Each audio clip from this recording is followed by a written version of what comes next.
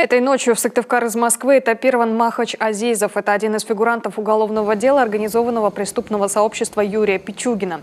Целый год он находился в международном розыске после разгрома группировки. Как выяснилось, жил в России, но передвигался по поддельным документам. Задержали его сотрудники управления К ФСБ России совместно с коллегами из Коми и Краснодарского края. По решению Сыктывкарского суда Азизов заочно арестован еще в марте прошлого года.